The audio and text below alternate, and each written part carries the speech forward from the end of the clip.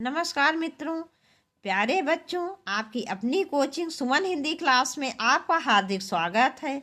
इस चैनल के माध्यम से TET, C TET, S TET के लिए संस्कृत, हिंदी और पर्यावरण के 25 प्रश्नों की सीरीज चलाई जा रही है।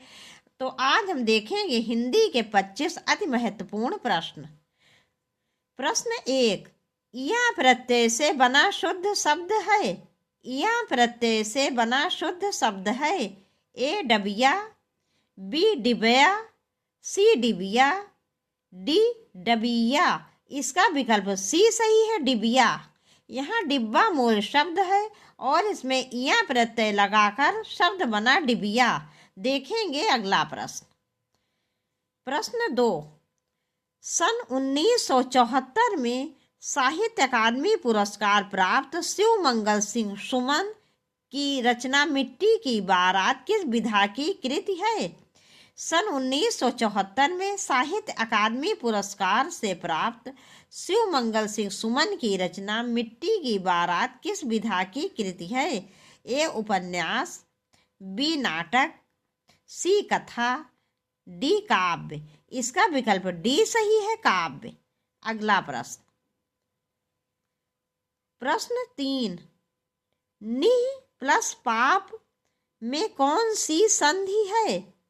ए गुण, बी यण, सी विसर्ग, डी अयाति। इसका विकल्प सी सही है, विसर्ग। यहाँ पर विसर्ग संधि है। नि प्लस पाप को जब हम इस जोड़ेंगे, इसकी संधि करेंगे तो हो जाएगा निष्पाप।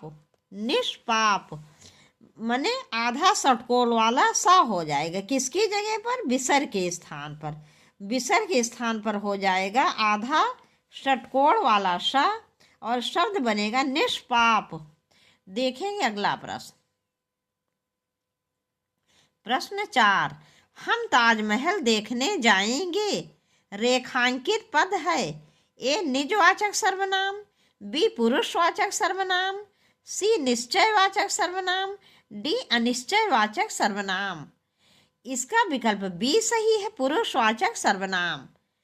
हम पुरुषवाचक सर्वनाम है।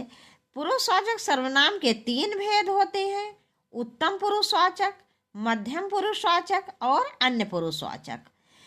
उत्तम पुरुषवाचक हम क्या है? हम उत्तम पुरुषवाचक सर्वनाम है। उत्तम पुरुषवाचक सर्वनाम वक्ता अर्थात बोलने वाले के लिए प्रयोग किया जाता है। इसमें मैं एक वचन और हम बहुवचन के लिए प्रयोग होता है।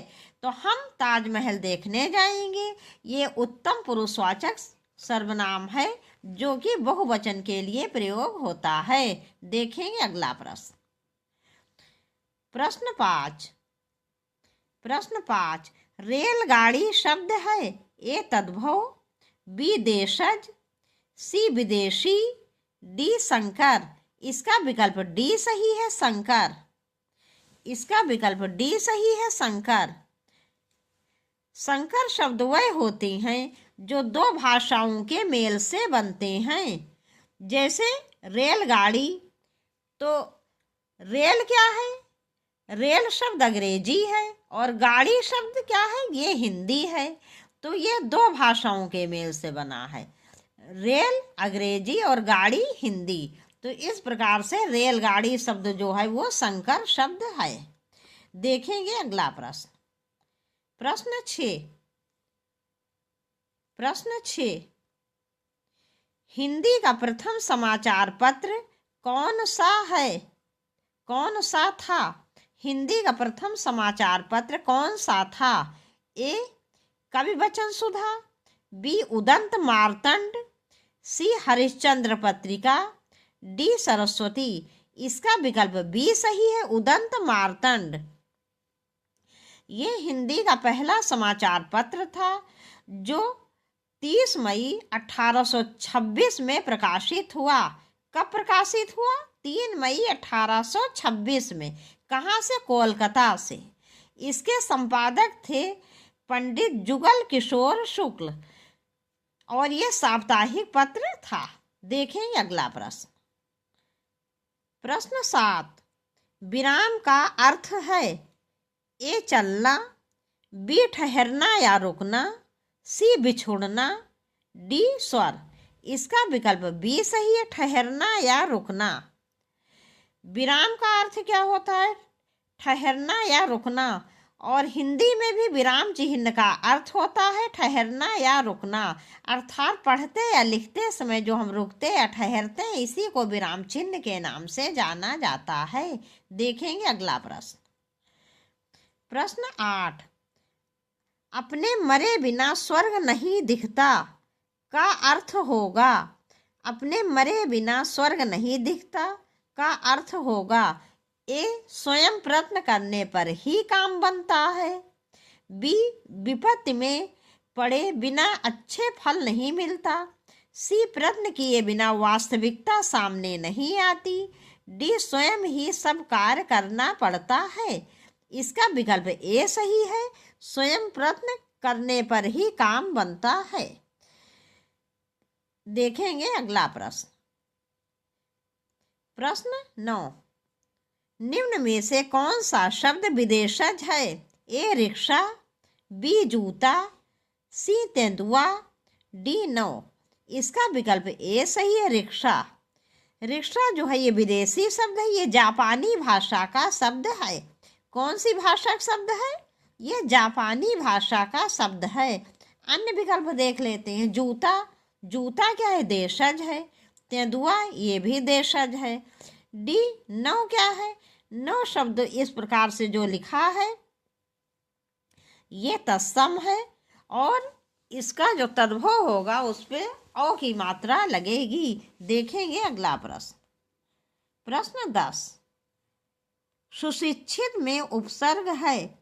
सुशिक्षित में उपसर्ग है। ए, पर, बी, सु, सी, उ, डी, सी। इसका विकल्प बी सही है, सु। यहाँ शिक्षित मूल शब्द है और उसका इसमें सु उपसर्ग लग गया तो इसका क्या अर्थ निकलेगा? इसका अर्थ निकलेगा शिक्षित माने सब लोग जानते हैं, पढ़े लिखे। जब सु उपसर्ग लग जाएगा तो सुशिक्षित, जिसका अर्थ होगा बहुत अच्छी तरह से शिक्षित। उपसर्ग होते क्या है? उपसर्ग वह शब्दांश होते हैं जो किसी भी शब्द के पहले लगकर कभी कभी उसके अर्थ को बदल देते हैं, परिवर्तित कर देते हैं, कभी कभी उस अर्थ का विलोम बना देते हैं और कभी कभी शब्द में विशेषता ला देते हैं। तो यहाँ शिक्षित शब्द में सु उपसर्ग लगकर शब्द में विशेषता प्रकट कर दी है, मैंने विशेषता ला दी है। देखेंगे अगला प्रश्न। प्रश्न 11, कनुप्रिया के रचनाकार कौन है। ए, रागे राघव, बी, धर्मवीर भारती, सी, नागार्जुन, डी, भगवती चरण वर्मा। इसका विकल्प बी सही है, धर्मवीर भारती। धर्मवीर भारती की अन्य प्रमुख काव्य रचनाएं हैं ठंडा लोहा, सात गीत वर्ष, सपना अभी भी, देशांतर। अगला प्रश्न। प्रश्न 12, दाहिना का तत्सम रूप है। दाहिना का तत्सम रूप है। ए, दाक्षिण, बी, दक्षिण, सी, दाहिना, डी, दाया। इसका विकल्प बी सही है, दक्षिण। इसका विकल्प बी सही है, दक्षिण। देखेंगे अगला प्रश्न। प्रश्न 13, निम्नलिखित में से उर्वर का विलोम नहीं है। निम्नलिखित में से उर्वर का विलोम नहीं है। ए, ऊसर, ये तो है उर्वर का विलोम। बी, इसमें क्या प्रश्न है? निम्नलिखित में से कौन सा उर्वर का विलोम नहीं है? हाँ, ए, ऊसर, ये है। बी, अनुर्वर, ये भी है। सी, उत्पादन, डी, बंजर, बंजर भी है। तो इसका विकल्प सी सही है, उत्पादन। उर्वर माने भी क्या होता है? वो भूमि जिसमें बहुत अधिक अन्न उत्पन्न हो, और उत्पादन का भी यही अर्थ होता है। तो इसका विकल्प सी सही है। देखेंगे अगला प्रश्न। प्रश्न 14, ग्रियर्सन कृत the modern vernacular literature of Hindustan का हिंदी अनुवाद किसने किया? ए. डॉक्टर किशोरी लाल गुप्त, बी. डॉक्टर राम कुमार वर्मा, सी. डॉक्टर लक्ष्मी सागर वासरणे, डी. डॉक्टर जगदीश गुप्त। इसका विकल्प ए सही है, डॉक्टर किशोरी लाल गोस्वामी, डॉक्टर किशोरी लाल गुप्त।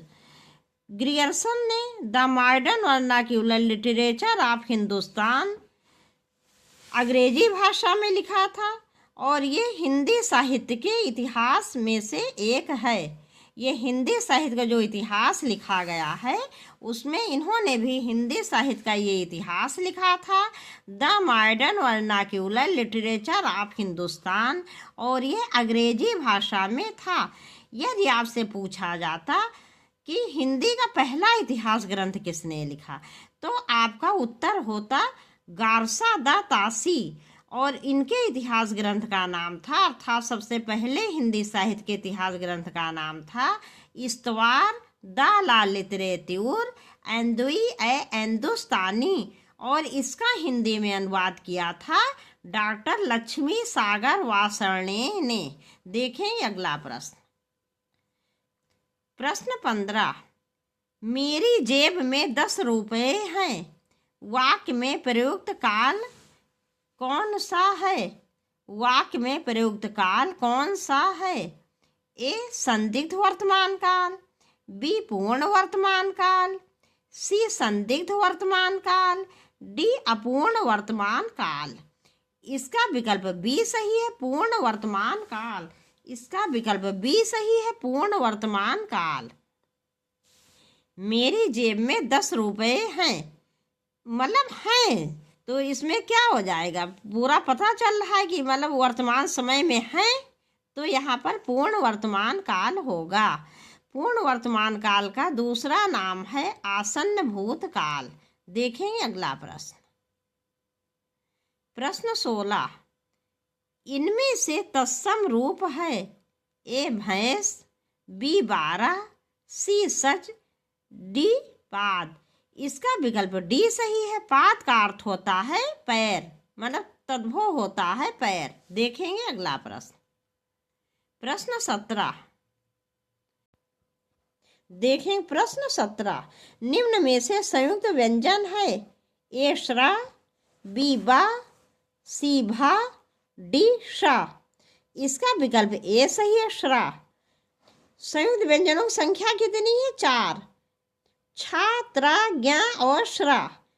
तो श्रा जो है ये शा प्लस रा के योग से बना है, शा प्लस रा। इसमें नीचे हलंत लगेगा क्योंकि ये व्यंजन आधा होगा, इसमें पहला व्यंजन आधा रहता है और दूसरा व्यंजन पूरा। तो श्रा शा प्लस रा के योग से बना है। देखेंगे अगला प्रश्न।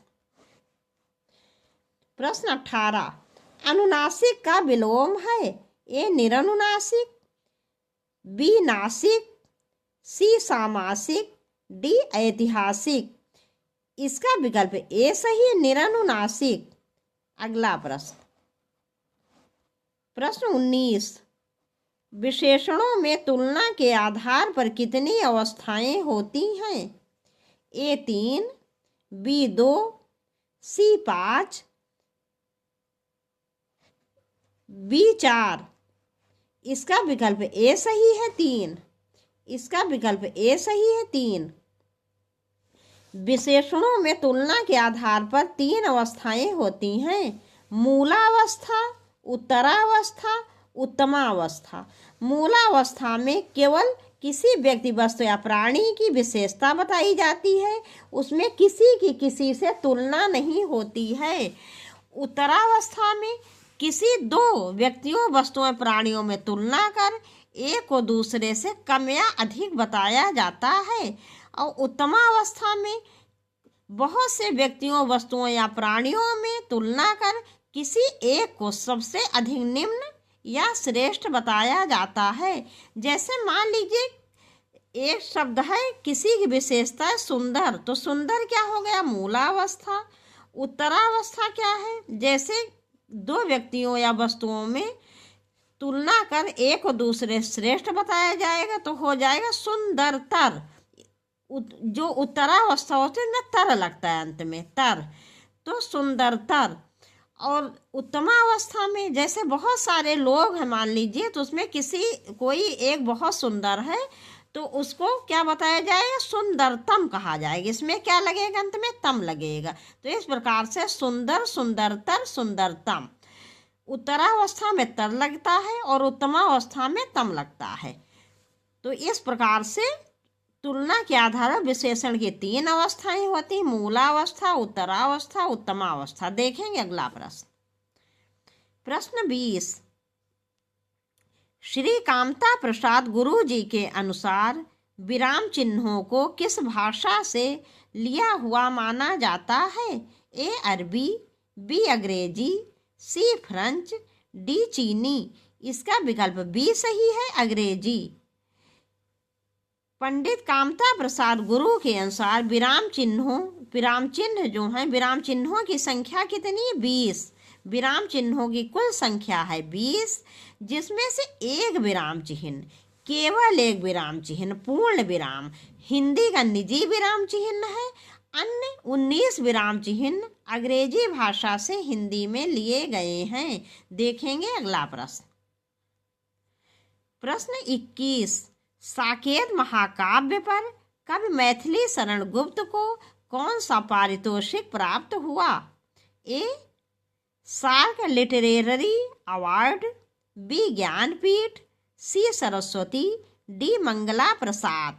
इसका विकल्प डी सही है, मंगला प्रसाद। साकेत बच्चों बहुत ही अच्छा महाकाव्य है मैथिली शरण गुप्त जी का। इस पे उन्होंने उपेक्षिता उर्मिला जो थी लक्ष्मण की पत्नी, उनके ऊपर आवाज उठाई। इनसे पहले किसी भी कवि ने उर्मिला के ऊपर कोई भी कविता नहीं लिखी थी। इससे पहले रामचंद्र जी सीता माँ पे तो बहुत सी कविताएं लिखी गई। लोगों की सहानुभूति जो है उस पे, जैसे रामचरितमानस देख लीजिए, और सबसे पहले रामायण महाकाव्य जो वाल्मीकि जी ने लिखा था। लेकिन उपेक्षिता उर्मिला के ऊपर मैथिली शरण गुप्त जी एकमात्र कवि हुए हैं जिन्होंने सबसे पहले आवाज उठाई। देखेंगे अगला प्रश्न। प्रश्न 22, आचार्य का पुल्लिंग शब्द होता है? ए गुरु, बी आचार्य, सी शिक्षक, डी आर्य। इसका विकल्प बी सही है, आचार्य। अगला प्रश्न। प्रश्न 23, कौन सा शब्द अश्व का पर्यायवाची नहीं है? ए घोटक, इसमें नहीं है पूछा गया है। ए घोटक, बी तुरंग, सी जम्बूक, डी है। इसका विकल्प सी सही है, जम्बूक। जम्बूक अश्व का पर्यायवाची नहीं है। जम्बूक गीदड़ या सियार को कहते हैं। देखेंगे अगला प्रश्न। प्रश्न 24, निम्नलिखित में द्वंद्व समास है। ये मतलब द्वंद्व समास इसमें से छांटना है। ए यथासंभव, बी देशभक्त, सी देश विदेश, डी पीताम्बर। इसका विकल्प सी सही है, देश विदेश। जब हम इसको तोड़ेंगे अर्थात इसका विग्रह करेंगे तो क्या हो जाएगा, देश और विदेश। अन्य विकल्प देख लेते हैं। ए यथासंभव, यहाँ अव्ययी भाव समास है, क्योंकि यथा अव्यय आ गया है पहले। तो अव्ययी भाव समास क्या होता है, उसमें पहला पद, जैसे समास में कितने पद होते हैं, अधिकतर 2 पद होते हैं, जिसमें पहले पद को पूर्व पद और दूसरे पद को उत्तर पद कहते हैं। तो अव्ययी भाव समास में पहला पद क्या होता है, अव्यय होता है, और वही प्रधान होता है, इतना प्रधान होता है कि समस्त पद अव्यय की भांति कार्य करने लगते हैं। तो यथा क्या है, अव्यय है। अव्यय हो, या यदि आपके समझ में ना आ रहा हो अव्यय क्या है, तो समझ लो जैसे जहाँ पर भी पहला पद क्या होता है, उपसर्ग होता है, तो वहाँ पर भी अव्ययी भाव समास होता है। विकल्प बी देख लेते हैं। देशभक्त, यहाँ कौन सा समास है, यहाँ तत्पुरुष समास है। कौन सा तत्पुरुष समास है यहाँ पर, संप्रदान तत्पुरुष समास। जब हम इसका विग्रह करेंगे तो हो जाएगा देश के लिए भक्ति। तो जहाँ पर किसी के लिए कोई कार्य किया जाता है वहाँ पर संवृदान तत्पुरुष समास होता है और के लिए इसका चिन्ह होता है। पीताम्बर में क्या है? विकल्प डी में पीताम्बर बच्चों ऐसा है, ये कर्मधारय भी है और बहुब्रीहि भी है। लेकिन यदि आपके विकल्प में कर्मधारय और बहुब्रीहि दोनों रहेंगे तो आप बहुब्रीहि लगाएंगे, आप कर्मधारय नहीं लगाएंगे। लेकिन यदि विकल्प में बहुब्रीहि नहीं रहता, कर्मधारय रहता है तो कर्मधारय हो जाएगा। देखेंगे अगला प्रश्न। प्रश्न 25 तथा इस वीडियो का अंतिम प्रश्न। पशुता शब्द उदाहरण है। ए व्यक्तिवाचक संज्ञा का, बी द्रव्यवाचक संज्ञा का, सी भाववाचक संज्ञा का, डी जातिवाचक संज्ञा का। इसका विकल्प सी सही है, भाववाचक संज्ञा का। पशुता क्या है? देखो, अगर पशु होता तब ये हो जाती जातिवाचक संज्ञा, क्योंकि पशु बहुत सारे होते हैं और जातिवाचक संज्ञा वहाँ होती है जिस शब्द से किसी भी जाति का बोध होता है। लेकिन पशुता क्या है? पशुता एक भाव होता है, गुण होता है, जो कि जैसे किसी व्यक्ति में बहुत मतलब बुराइयां रहती हैं तो क्या कहा जाता है उसके लिए? उस व्यक्ति में बहुत पशुता का है, मतलब बहुत पशुता का भाव है, भाव पता चल रहा है। तो इसलिए पशुता शब्द क्या है? ये भाववाचक संज्ञा है। अब ये वीडियो यहीं पर समाप्त कर रहे हैं। मुझे पूरा विश्वास है वीडियो आपको बहुत पसंद आएगा। आपसे जल्दी ही मिलेंगे बहुत अच्छे प्रश्नों के साथ। लेकिन बच्चों, आप लोग एक काम किया करो, आप लोग लाइक बिल्कुल नहीं करते हो, करते तो हो लेकिन बहुत कम करते हो। तो आप लोग लाइक ज़रूर करिए और ज़्यादा से ज़्यादा वीडियो को शेयर करिए, जिससे आपके अधिक से अधिक मित्रों को इसका लाभ मिल सके। यदि आपने चैनल को सब्सक्राइब ना किया और प्लीज़ सब्सक्राइब कर दीजिए। नमस्कार।